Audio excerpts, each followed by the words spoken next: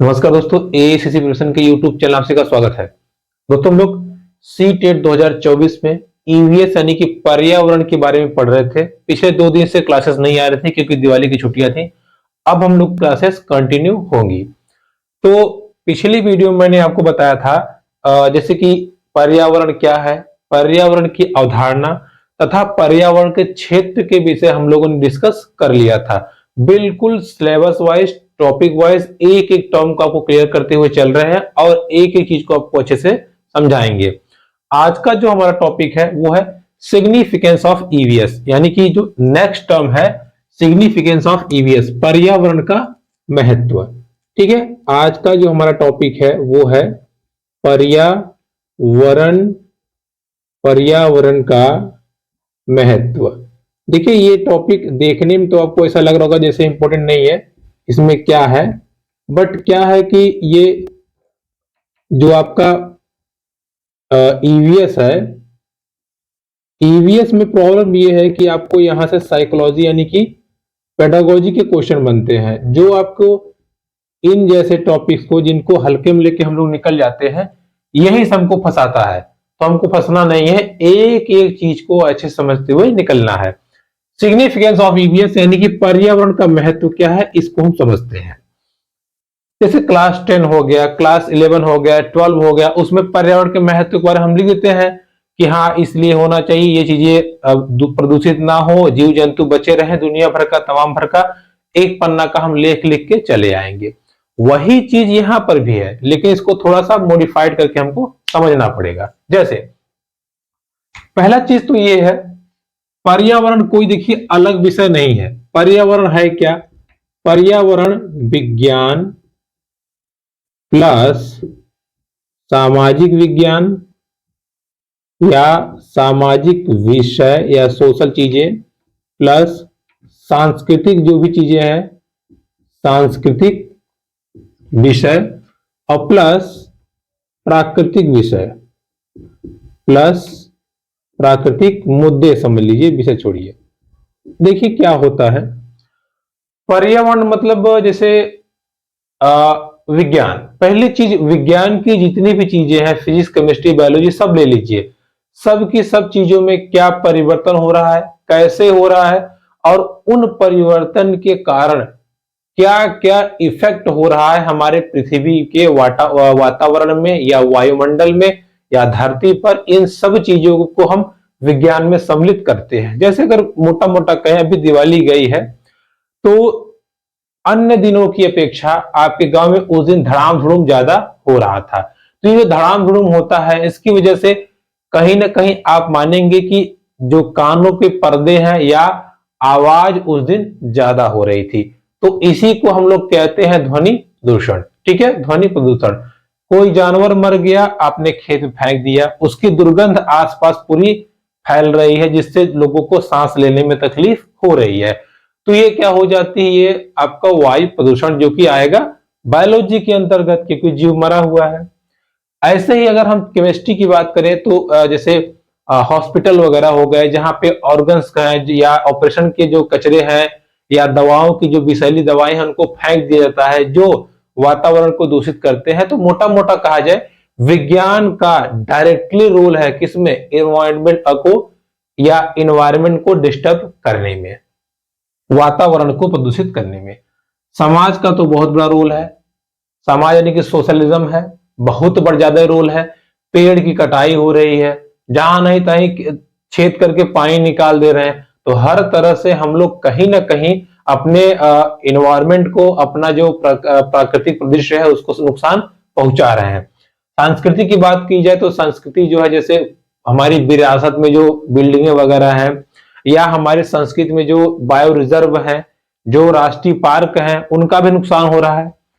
तो इन सब चीजों को देखा जाए तो कहीं ना कहीं सबका रोल किसमें है। जब देखा गया यार, इसकी वजह से भी हमारा जो वातावरण है प्रदूषित हो रहा है, इसकी वजह से भी, इसकी वजह से भी, इसकी वजह से भी, इसलिए कहा गया ये सब अलग अलग नहीं है, सबको मिला करके एक बना दिया गया, जिसका क्या नाम रखा गया, ईवीएस नाम रखा गया, या पर्यावरण। और ये कहा गया कि भाई देखिए, विज्ञान है, सामाजिक विज्ञान है, ये सब अलग नहीं है। पर्यावरण की दृष्टिकोण से सब के सब एक है, सब के सब क्या है, एक है। ये कहा गया कि इसमें पर्यावरण के महत्व में समझाया गया कि पर्यावरण वाकई में है क्या। ऐसा तो नहीं है कुछ नया अलग से जानवर आ गया, नहीं नहीं, पर्यावरण सबका, सभी विषयों का, सभी मुद्दों का सम्मिलित रूप है या समावेशन है। क्लियर, या समावेशन है। अच्छा चलिए ठीक है, आगे बढ़ते हैं। फिर ये कहा गया कि देखिए, पर्यावरण के इन विभिन्न मुद्दों के बारे में केवल ज्ञान अर्जन इंपॉर्टेंट नहीं है, ज्ञान अर्जन ही आवश्यक नहीं है। मतलब आप पोथा पूरा लिख डालिए, पूरी महाभारत लिख डालिए, इन सब मुद्दों पे इतना ही इंपॉर्टेंट नहीं है कि आप पढ़ते जाइए पढ़ते जाइए पढ़ते जाइए, दुनिया भर का आपने पढ़ लिया, ठीक है, केवल इतना इंपॉर्टेंट नहीं है। केवल ज्ञान ही, पर्यावरण की दृष्टिकोण से केवल ज्ञान ही इंपॉर्टेंट नहीं है, अपितु जो समस्याएं होती हैं, कैसी समस्याएं, यानी कि पर्यावरण संबंधित जो भी आपके पास समस्या होती है, बाढ़ है, सूखा है, भूकंप है, कोरोना वायरस, फलाना वायरस, ढिमका वायरस, इससे आप कैसे बच सकते हैं, और अगर बच नहीं सकते तो इसके काउंटर अटैक में या इनके विरुद्ध आप क्या तैयारी कर सकते हैं, उसके लिए आपको योग्य बनाना ही क्या है, ईवीएस शिक्षण है या पर्यावरण शिक्षण है। ठीक है, तो पर्यावरण शिक्षण का महत्व यह है कि आप केवल ज्ञान अर्जन ना कीजिए। पर्यावरण अध्ययन का महत्व यह है कि आप केवल ज्ञान अर्जन ना कीजिए, बल्कि ये समझिए कि हम स्थितियों से कैसे निपटेंगे। आप इस योग्य रहें कि जो समस्याएं आती हैं तो उसको आप कैसे निपटेंगे। तो अब आप देखिए, अब आप सोच रहे होंगे कि ये 2 पॉइंट हमने पढ़ लिया, क्वेश्चन क्या बना। बहुत बड़ा टॉपिक है, पर्यावरण का उद्देश्य क्या है, पर्यावरण का महत्व क्या है। तो जहां आपको दिखेगा कि पर्यावरणीय समस्याओं के हल करने योग्य बनाना, वो आंसर बिल्कुल सही होगा। ठीक है, तो इन टर्म्स को आप समझते जाइएगा, ये टर्म कोई हल्के टर्म नहीं है, ये जो शब्द हैं यहीं से क्वेश्चन आपको साइकोलॉजी का बनेगा, और ये सब शब्द हर चीज में काम आएंगे। फिजिक्स में हिंदी में काम देगा आपको, गणित में काम देगा, ईवीएस में काम देगा, इवन आपको इंग्लिश में काम देगा, संस्कृत में काम देगा। तो ये जो साइकोलॉजिकल वर्ड है वो हर जगह काम आएंगे। ठीक है, तो इसका क्या मतलब है, इसका मतलब यह है केवल ज्ञान अर्जित ना कीजिए, आप इस योग्य बनिए कि समस्याओं को आप समाधान कर सके। ठीक है, चलिए आगे देखते हैं। देखिए, पर्यावरण का सबसे इंपॉर्टेंट महत्व यह है कि बच्चों को वास्तविक परिस्थितियों से जोड़ा जाए, या वास्तविक परिस्थिति से जुड़ाव, बच्चों को वास्तविक परिस्थिति से जुड़ाव हो, जुड़ाव के साथ साथ इनको वास्तविक परिस्थिति में ढलने का अवसर प्राप्त हो। और जब इनको अवसर प्राप्त हो जाएगा, ये जब देखिए, अब जैसे कोरोना आया, कोरोना में छोटे से छोटे बच्चे के दिमाग में ये चल गया कि हमें मास्क पहनना है, मास्क पहनना है, मास्क पहनना है। अब देखिए, कहीं अगर उसको दुर्गंध आएगी या कहीं धूल उड़ेगा, तो अगर उसके पास मास्क है तो ऑटोमेटिक वो पहन लेगा। यानी कि वो इन्वायरमेंट से जुड़ गया कि आ जाओ भाई, आ गले लग जा। यानी कि वो समझ रहा है कि जब ये चीज होगी तो हमको ये काम करना है। तो कहीं ना कहीं जो उसने पढ़ा था, जो उसने बड़ों से सीखा था, जो उसने देखा था टीवी मोबाइल में, उसको डायरेक्ट कनेक्ट कर लिया किससे, इन्वायरमेंट से। तो पर्यावरण का महत्व एक ये भी है कि बच्चों को वास्तविक परिस्थितियों से जुड़ाव करता है, ये जुड़ाव देता है, उसका ये अवसर प्रदान करता है। और जब ये बार बार होगा तो बच्चा अनुभव सीख जाएगा। अनुभव सीख जाएगा मतलब वो समझ जाएगा कि अब हमको क्या करना है, हमको यही काम आगे करना है। ठीक है, अनुभव प्राप्त क्या करेगा, वो कर लेगा। बच्चों को वास्तविक परिस्थिति से जुड़ाव होना चाहिए, उनको अवसर मिलना चाहिए, तथा जब अवसर मिलेगा तो वे अनुभव प्राप्त कर लेंगे। ठीक है, इसको सेंटेंस में लिख लीजिएगा, हमने आपको मतलब इसका समझा दिया। यानी कि पर्यावरण का अब आपसे जैसे क्वेश्चन पूछा, मान लीजिए पर्यावरण से संबंधित, बच्चों को पर्यावरण के लिए आवश्यक है, अब इन तीनों में से एक रहेगा। वास्तविक परिस्थिति से जुड़ाव, कहीं ये मिल जाए बिल्कुल सही है। पर्यावरण के क्षेत्र में अवसर प्रदान करना, ये कहीं मिल जाए बिल्कुल सही है। या बच्चों को वास्तविक अनुभव प्रदान करना, ये भी बिल्कुल सही है। तो इन तीनों में से कोई एक मिल जाएगा, आपका काम हो जाएगा। ठीक है, तो पर्यावरण का मुख्य उद्देश्य यही है कि बच्चों को या जो भी चीज है, जो भी पढ़ने वाला है या जो भी लर्नर है, जो भी सीखने वाला है, उसको वास्तविक परिस्थिति से जोड़ना पहला। ये कहीं मिल जाएगा तो आपका 100% आंसर सही होगा। या तो उनको अवसर प्रदान करना, बिल्कुल सही है। उनको कहीं बाहर लेके जाना, घुमाना, तो वो भी बिल्कुल सही है। और बच्चे समस्याओं का समाधान तभी कर पाएंगे जब उनके पास अनुभव रहेगा। जैसे अगर आपसे भी कहा जाए कि जाओ साइकिल चलाओ, तो आप साइकिल पहले चलाना सीखे होंगे तो चला लेंगे। आपसे कहा जाए जाओ ट्रक चलाओ, तो ट्रक में आएंगे 2 4 10 लोग, जिनको आता होगा, जिनको बिल्कुल नहीं आता होगा। अब कहते हैं हम जाओ हवाई जहाज उड़ाओ, तो अब एकदम खत्म हो जाएंगे। या इक्का दुक्का को आता होगा जिसके घर कोई पायलट होगा। ठीक है, इसको आप ध्यान रखिएगा। तो पर्यावरण का क्या उद्देश्य है कि वास्तविक परिस्थितियों से बच्चों को कैसे जोड़ा जाए, जोड़ने के बाद में उनको कैसे अवसर दिया जाए, और साथ ही साथ उनको ये समझाया जाए कि भाई अनुभव कैसे प्राप्त होगा या अनुभव वो कैसे प्राप्त करेंगे। अच्छा चलो, ये बात तो हो गई। अगला टर्म, अगला टर्म ये है पर्यावरण का महत्व, बच्चों को समझाना। क्या समझाना?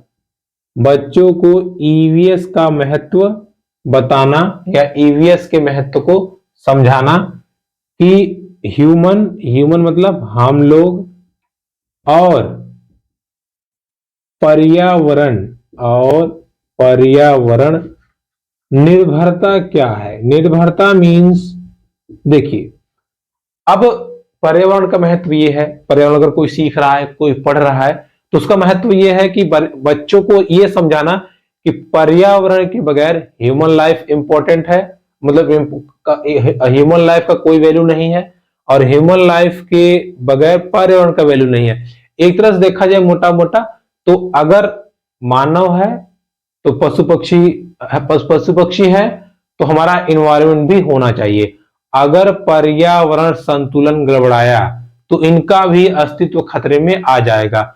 आज पता नहीं कब भूकंप आ जाता है, इतनी गर्मी पड़ती है, ठंडी पड़ नहीं रही है, बरसात हो नहीं रही है।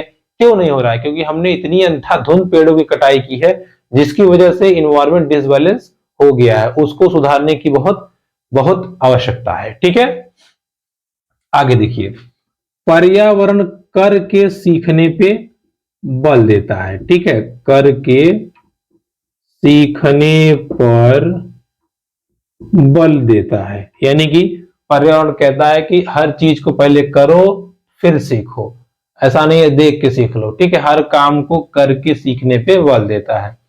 अब देखिए, अगर आप करेंगे तो आपके हाथ इन्वॉल्व होंगे, तो ये हस्तपरक गतिविधि, या कह सकते हैं कि हाथों द्वारा कार्य को ये ज्यादा वैल्यू देता है, यानी कि हस्तपरक गतिविधि पर ये बल देता है। क्लियर? तो देखिए, ये हुआ ईवीएस का महत्व। अब ईवीएस के महत्व में ये जो आपको 4-6 पॉइंट हमने बताया है, इसमें बहुत सारी चीजों का समावेशन है। समावेशन मतलब जैसे अब आपको एग्जाम में प्रश्न वो कैसे बनाएगा, वो आपके स्किल के ऊपर है, लेकिन फिर भी इन पॉइंट को आप पकड़े रहेंगे तो आपका काम हो जाएगा। जैसे क्वेश्चन बना देता है, पर्यावरण का महत्व किस क्षेत्र में नहीं है, तो उसमें लिखेगा आपको सांस्कृतिक, प्राकृतिक, सामाजिक, एक और मान लीजिए कोई लिख दिया। तो जब आप जानते रहेंगे कि अच्छा हाँ ये सब चीजों में है, तो आप वहां पे आराम से टिक कर ले जाएंगे। सांस्कृतिक मूल्य है, वो भी हमारे पर्यावरण में आते हैं। सामाजिक मूल्य है, वो भी पर्यावरण में आते हैं। आपके जो वैज्ञानिक मुद्दे हैं, वो भी पर्यावरण के क्षेत्र में आते हैं। प्राकृतिक मुद्दे हैं, वो भी पर्यावरण के क्षेत्र में आते हैं। तो ये सब के सब कहीं ना कहीं ईवीएस के क्षेत्र में आते हैं। ठीक है, या ईवीएस का महत्व इन तक होता है। तो सिग्निफिकेंस ऑफ ईवीएस का टर्म्स का टॉपिक यही था। समझने की चीज है, बाकी आप आराम से कर ले जाओगे। ठीक है, मेन मुद्दा ये है कि जैसे कोई बच्चा पर्यावरण के महत्व के बारे में जानने के बाद में ऐसा नहीं है केवल जान जाए, किताबी नॉलेज भर ले कीड़ा बन जाए, ऐसा नहीं है। जानने के बाद में अब अगर उसके सामने कोई परिस्थिति आती है तो वो उससे कैसे निपटेगा, उसके विषय में उसके पास क्या हुए अनुभव हो। अगर घर में आग लग गई कभी और आपने पानी फेंक के बुझाया तो आपके सामने जो बच्चा देखता रहेगा 2 साल बाद फिर कहीं आग लगी तो वही काम वो करेगा, वो पानी फेंकेगा।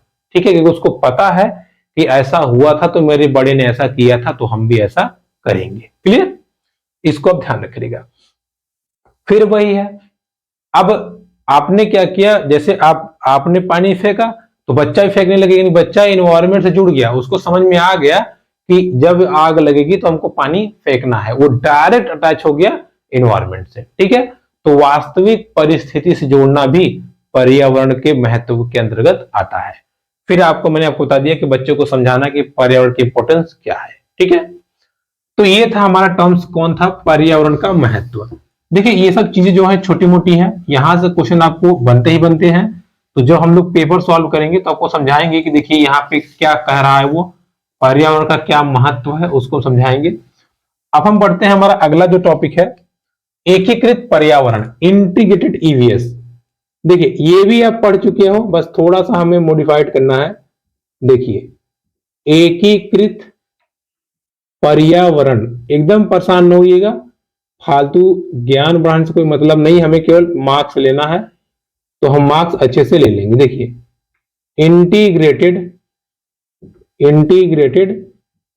ईवीएस, देखिए एकीकृत पर्यावरण क्या है, जैसा कि नाम से ही लग रहा है एककृत, यानी कि एकीकृत, ऐसा कृत कार्य करो कि सबको एक कर दो, एकीकृत एकीकृत एकीकृत। देखिए पहली क्लास में मैंने आपको बताया था 1975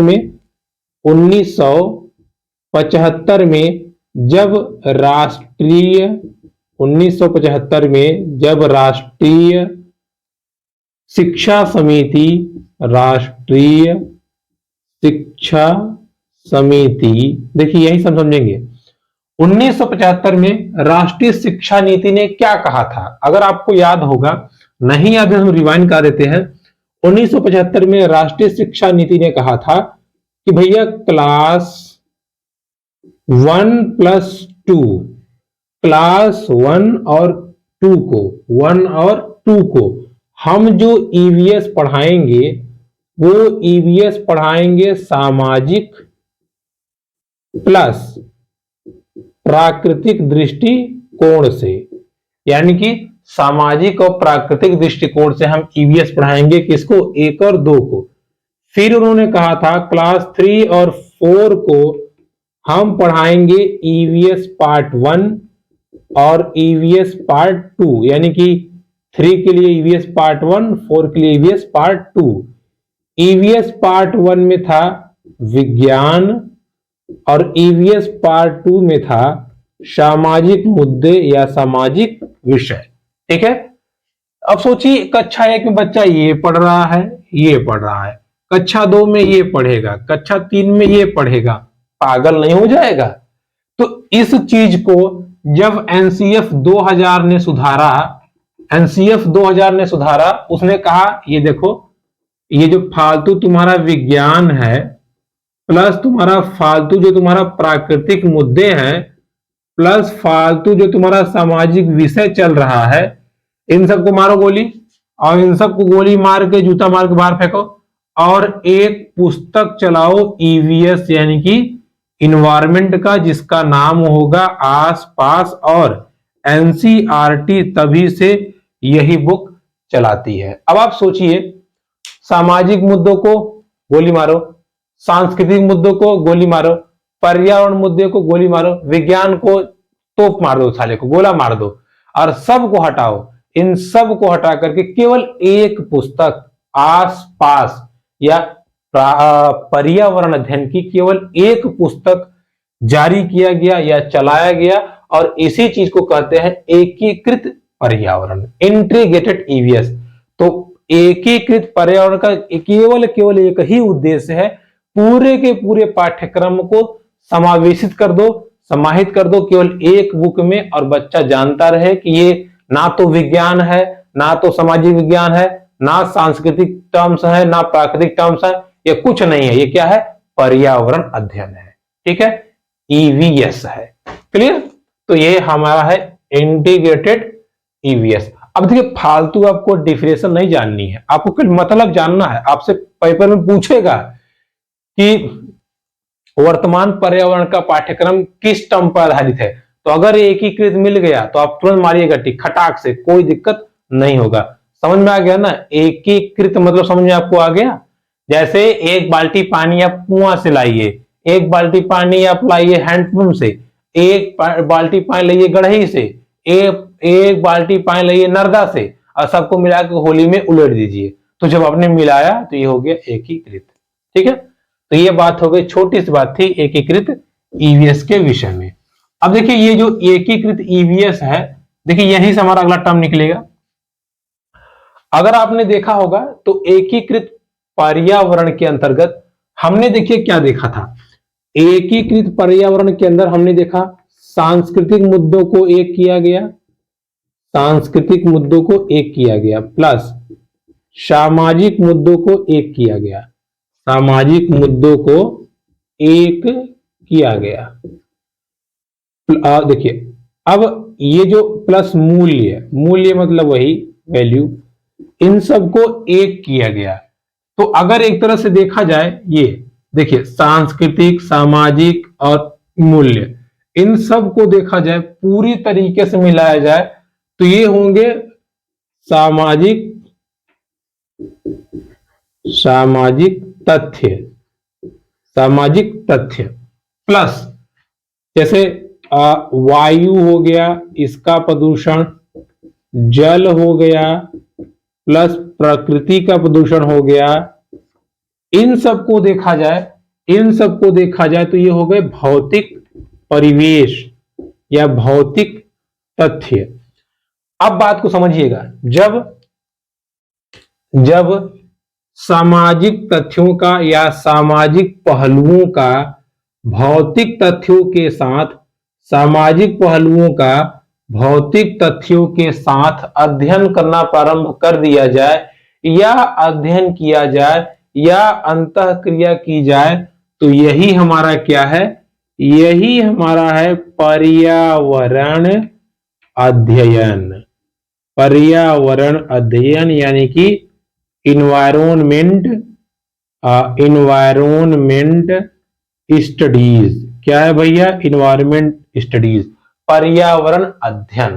तो अगला टॉपिक आपका यही है, पर्यावरण अध्ययन क्या है। पर्यावरण अध्ययन ये है जब सामाजिक मुद्दे, सांस्कृतिक मुद्दे या प्राकृतिक मुद्दों का भौतिक परिवेश से या भौतिक मुद्दों से अंतःक्रिया के बारे में अध्ययन किया जाए, तो ये क्या है, पर्यावरण अध्ययन है। क्या है? पर्यावरण अध्ययन है। क्या है? पर्यावरण अध्ययन है। क्लियर? बस छोटी सी डिफिनेशन है, अब इसमें हम आपको क्या बता देंगे, कुछ नया तो है नहीं। आगे समझिएगा, पर्यावरण अध्ययन को बच्चों तक डिलीवर करने के लिए या पर्यावरण अध्ययन को बच्चों तक सुचारू रूप से पहुंचाने के लिए, ताकि वे पर्यावरण के प्रति सजग रहें, आने वाली कठिनाई से लड़ने के लिए तैयार रहें, आने वाली समस्याओं से जूझने के लिए तैयार रहें, उनको इस योग्य बनाना कि पर्यावरण के विभिन्न पहलुओं को, सांस्कृतिक, सामाजिक, मानसिक, शारीरिक जो भी है, सब पहलुओं को वो अच्छे से समझ जाएं, उसके लिए वो अनुभव प्राप्त करके तैयार रहें। ऐसी शिक्षा व्यवस्था को हम क्या कहते हैं? ऐसी शिक्षा व्यवस्था को हम कहते हैं पर्यावरणीय शिक्षा, यानी कि इन्वायरमेंट एजुकेशन। ये आपका अगला टॉपिक है। तो आज हम लोगों ने 4 टॉपिक को कवर किया। पर्यावरण का महत्व, एकीकृत पर्यावरण, पर्यावरण अध्ययन, और हमारा क्या था लास्ट में, पर्यावरण शिक्षा, अर्थात इंटीग्रेटेड ईवीएस, इन्वायरमेंट स्टडीज और इन्वायरमेंट एजुकेशन, और उसके साथ साथ सिग्निफिकेंस ऑफ ईवीएस। ये 4 टॉपिक को हमने आज कवर कर लिया जो छोटे छोटे थे। अगले टॉपिक से हम लोग अगले वीडियो में चर्चा करेंगे। वीडियो पसंद आई तो please like, comment and share. धन्यवाद।